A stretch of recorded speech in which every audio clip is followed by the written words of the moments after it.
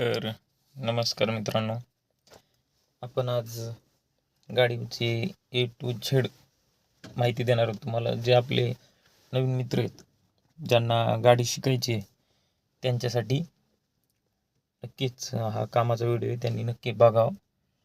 तर मित्रांनो, अगोदर बघा तुम्ही की नवीन काय, नवीन मुलांना चाबी बाबतीत माहिती नसते. चाबीचं काय होतं, काही नवीन जण काय करतात, डायरेक्ट शेल्फ मारतात. अगोदर काय आहे, या आपण अशी चाबी असते आपली, त्याच्यानंतर मुलं काय करतात, डायरेक्ट असं फिरवतात चाबी लावून. तसं नाही करायचं आहे.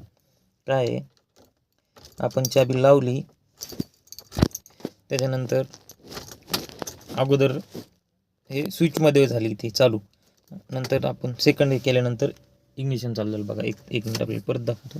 हे पहा, अशा प्रकारे. नंतर काय आहे, आपण काय करायचं आहे, ज्यावेळेस आपण पूर्ण की फिरवतो त्यावेळेस आपली गाडी चालू होईल. नाहीतर काही नवीन काय करतात, डायरेक्ट चाबी लावतात, डायरेक्ट चाबी लावल्याच्या नंतर डायरेक्ट चालू करतात. असं होतं ते. त्याच्यामुळे गाडी डायरेक्ट चालू होते. एखाद्या वेळेस गिअरमध्ये असू शकते, नाहीतर गिअरमध्ये असल्याच्या नंतर गाडी आपली एक झटका देते आपल्याला, गाडी समोर जाते. त्यावेळेस काही होऊ शकतं. त्याच्यामुळं काळजी घ्यायची नवीन मुलांनी, की चावी हे करताना अगोदर एक वेळेस स्विच फिरवल्यानंतर बघायचं आपल्या मीटरमध्ये लाईट येतं आहे का, इग्निशन चालू झालं आहे का. त्याच्यानंतर हळूच आपलं न्यूट्रलमध्ये आहे गाडी हे चेक करायचे. नाहीतर मग गिअरमध्ये असेल तर क्लच दाबून हे करायचं, शेल्फ मारायचं आहे. नाहीतर थोडं अवघड होऊ शकतं, जर ॲक्सिडेंट होऊ शकतो, किंवा गाडी समोर जाऊ शकते, समोर भिंत असेल तर भिंतीला धडकू शकते, असं काही पण होऊ शकतं. त्याच्यानंतर जर आपण समजा गाडी स्टार्ट केली आहे, जर आपली गाडी गिअरमध्ये असेल, समजा आपण मग क्लच दाबूनच गाडी स्टार्ट केलेली आहे. जर गाडी गिअरमध्ये असेल तर नक्कीच हळूहळू क्लच सोडून तुम्ही प्रयत्न करायचा आहे गाडी चालवायचा. आणि जर तसं जमत नसेल तर अगोदर न्यूटनमध्ये गाडी ठेवा आणि त्यानंतर गाडी स्टार्ट करा. त्याने काय होईल की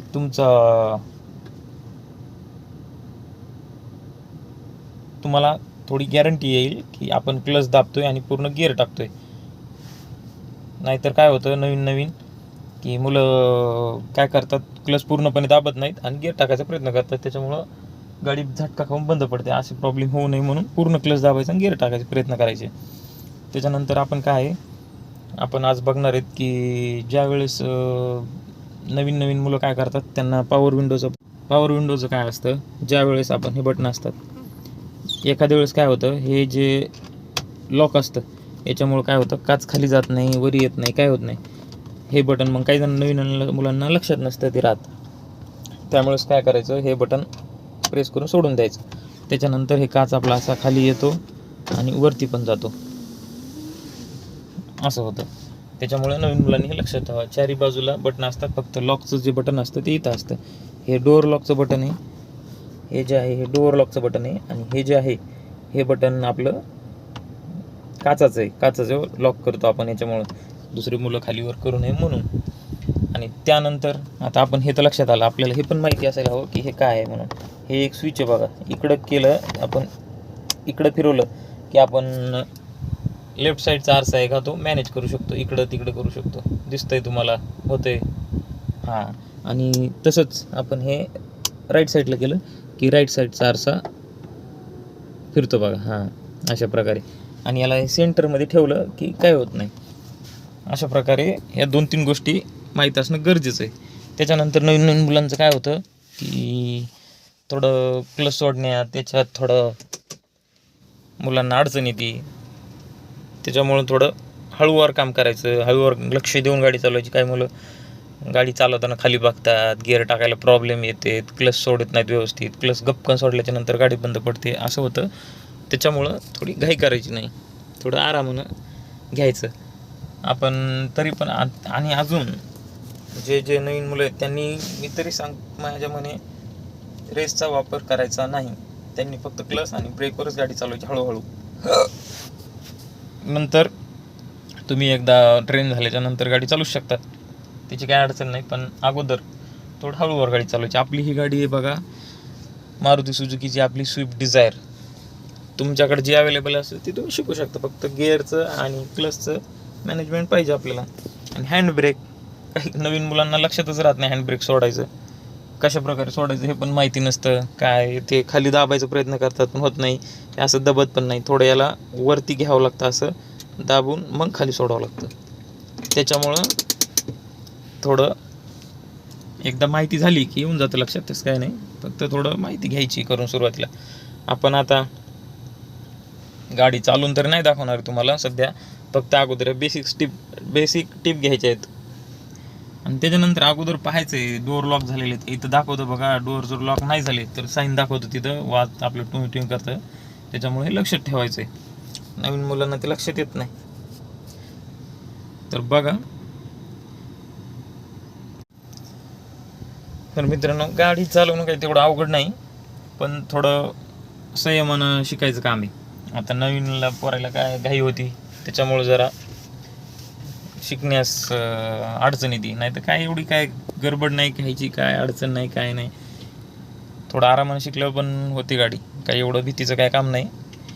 थोडं गिअरची आणि क्लचची थोडी माहिती असली ना तर गाडी शिकून जाता तुम्ही आरामात, कारण एवढं काय हार्ड नाही आहे. आणि थोडं ह्या साईडला एक लेफ्ट साईडला आणि एक राईट साईडला आपल्याला दोन्ही साईडचं जर समजा जजमेंट आलं तर गाडी चालवायला काय हरकत नाही. बघा आता माझ्या दोन्ही बाजूला इथे एक गाडी लागलेली आहे आणि इथे एक समोर एक गाडी लागली. तर मी खूप दिवसापासून गाडी चालवतो, त्याच्यामुळे माझ्या लक्षात येते की ह्या जागेतून गाडी जाईल का नाही म्हणून. असं आहे, किती राईटला घ्यावं लागेल, किती लेफ्टला घ्यावं लागेल, हे मला इथं बसल्या जागी लक्षात येऊन जाते. हे नवीन असल्यावर थोडं समजत नाही, त्याच्यामुळे हळूवार घ्यायची. कसं धक्का लागू शकतो कोणाला, काय होतं, तुमचं नुकसान होऊ शकतं, दुसऱ्याचं नुकसान होऊ शकतं, असं झालं नाही पाहिजे. त्याच्यामुळे एकदा ट्रेन होस तर अति घाई करायची नाही, घाईनं गाडी चालवायची नाही, एकदम स्लो गाडी चालवायची, पद्धतीनं गाडी चालवायची. कारण जर धक्का लागला, घासाघाशी झाली तर काय ना की याच्यामध्ये नुकसान तुमचं पण आहे आणि दुसऱ्याचं पण नुकसान होऊ शकतं याच्यामध्ये. आणि चांगलंच जर तुम्ही डेंटिंग पेंटिंग करायला गेलात तर खूप खर्च येतो. त्याच्यामुळं सावकाश गाडी चालवायची, घाई करायची नाही. घाई केली तर धक्का लागला कोणाला तर तुम्हाला पण महागात पडेल आणि त्या समोरच्याचं पण खूप नुकसान होईल.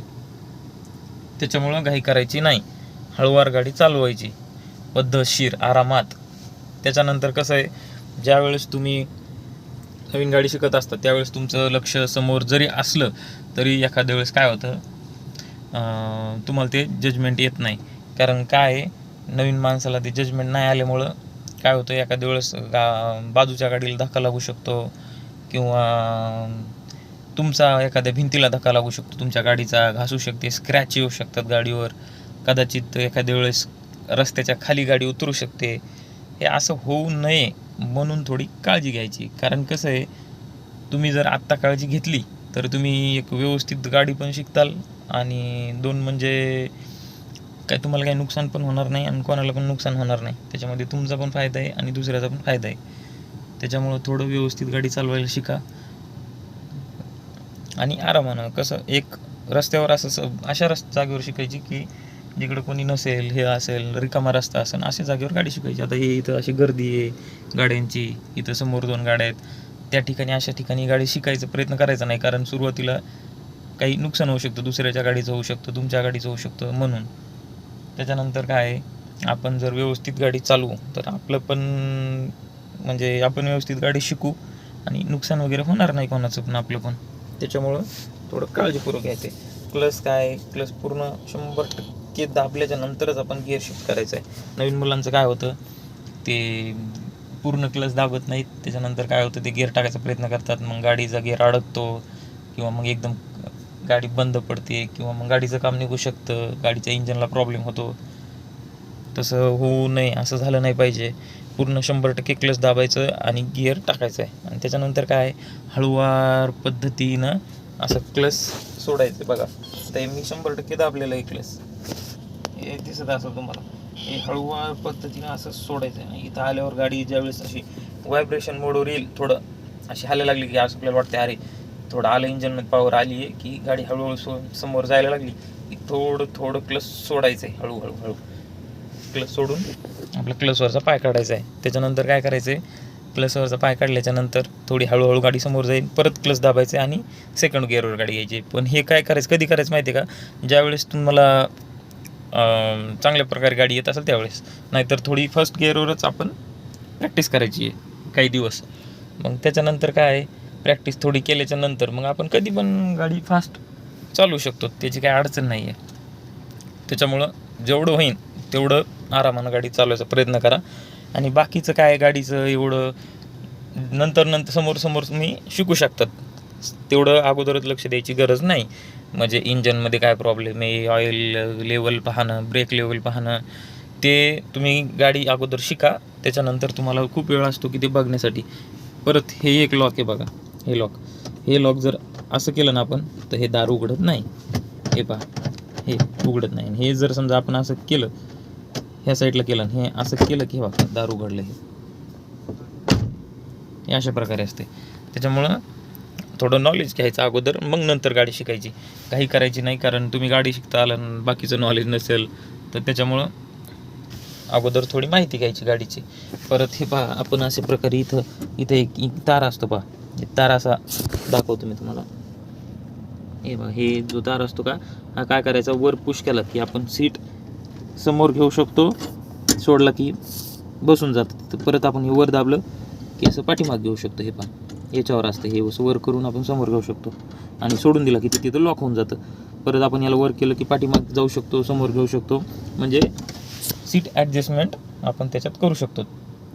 हे अशा बारीक सारीक गोष्टी प्रत्येक नाही आहे. म्हणजे समोरचे जे फ्रंट सीट असतात, समोरचं एक आपलं ड्रायव्हिंग सीट आणि एक ड्रायव्हिंगच्या बाजूचं सीट, ह्या 2 सीटला ही फॅसिलिटी असते बघा. आपण हे 2 सीट कधी पण पाठीमागं समोर मागं पुढे करू शकतो. त्याच्यामुळं काही अडचण येणार नाही. ज्यावेळेस म्हणजे आपल्याला कम्फर्टेबल क्लच, ब्रेक, गिअर जेवढं आपल्याला वाटतं आहे की पायात आणि क्लचमध्ये एवढा, ब्रेकमध्ये एवढा गॅप असावा, तेवढं असं मागं पुढे घ्यायचं, ॲडजस्टमेंट करायची आणि गाडी चालवायची. म्हणजे आपल्याला कम्फर्टेबल वाटेल अशा जाग्यावर.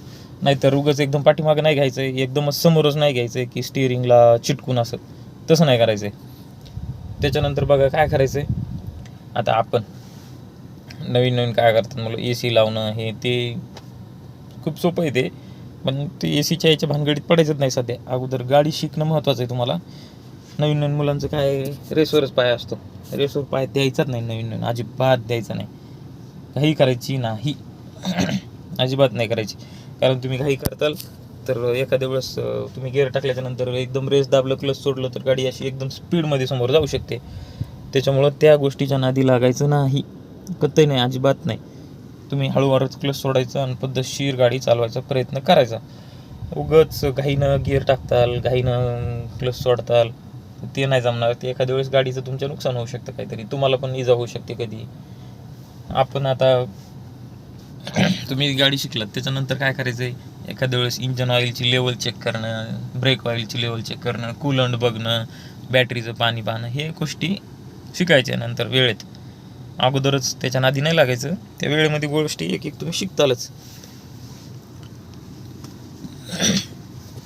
अशा प्रकारे तुम्ही गाडी शिकू शकता. बघा, थोडी माहिती घ्यायची आणि नंतर हे करायचं.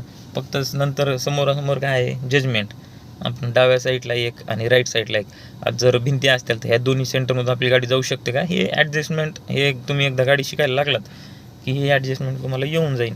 तुम्हाला अगोदर जजमेंट येणार नाही, पण थोडं शिकता जजमेंट येऊन जाईल. कारण नवीन तुम्हाला पण असं वाटेल की इथून जाईल तिथून जाईल, पण जायची नाही, धक्का लागू शकतो, अशा गोष्टी होतात. त्याच्यामुळे थोडं काळजीपूर्वक गाडी चालवायची, नाहीतर स्क्रॅच पडू शकतात, तुमचं नुकसान होऊ शकतं, तुमचं हेडलाईट फुटू शकतो, तुमचं स्क्रॅच पडले तर पेंटिंगला खर्च, खूप पैसे लागू शकतात नंतर. त्याच्यामुळे थोडं अगोदरच आपलं हिशोबानं गाडी चालवायची, नंतर आपलं नुकसान नाही झालं पाहिजे. नंतर परफेक्ट गाडी आल्याच्या नंतर आपण विचार करतो की हळू चालवली असती तर चाललं असतं, असं तसं. त्याच्यामुळं अगोदर काळजी घ्या आणि हळूवार गाडी चालवा. आणि गिअर बाबतीत सांगू इच्छितो की गिअर जोपर्यंत तुम्ही नवीन शिकत आहात तोपर्यंत तुम्ही, मी तर म्हणतो, एक हप्ताभर तरी फर्स्ट गिअरवर प्रॅक्टिस करा आणि जजमेंटची प्रॅक्टिस करा फर्स्ट गिअरवर, की इथून गाडी जाते का तिथून जाते का, असं छोट्या रस्त्यावरनं तशी प्रॅक्टिस करा. नंतरच मग तुम्ही second gear, third gear, main रोडला अशा गाडी चालवायचा प्रयत्न करा. अगोदर इकडं साध्या रोडला, सिंगल रोडला तुम्ही गाडी चालवून शिका. नाहीतर चालवता डायरेक्ट मेन रोडला तर तुमचं पण कुठं होईन आणि ते आपलं पण कुठं होऊन बसन. त्याच्यामुळं थोडं काळजी घ्या आणि काय करा, पद्धतशीर गाडी चालवा. नंतर तुम्ही हायवेला गाडी चालवू शकतात आणि बाहेर पण कुठं पण गाडी चालवू शकतात. त्याच्यामुळं काही तुमचं नुकसान नाही, दुसऱ्याचं नुकसान नाही. आणि तुम्हाला पण गाडी व्यवस्थित येऊन जाईल. एक सिंगल रोडला शिकल्यानंतर फर्स्ट गिअरमध्ये इथून गाडी जाऊ शकते, तिथून जाऊ शकते, हे जजमेंट आलं तुम्हाला की तुम्ही मेन रोडला गाडी चालवू शकतात. कारण मेन रोडला गर्दी असते, असं खूप अडचणी येतात, मोटरसायकलवाले मदत येतात. या अशा अडचणी असल्यामुळं थोडं काळजीनं घ्या आणि काळजीनं गाडी चालवा. आपण परत एखादा व्हिडिओ टाकू नंतर. आपण लक्ष राहू द्या, हे व्हिडिओ बघा.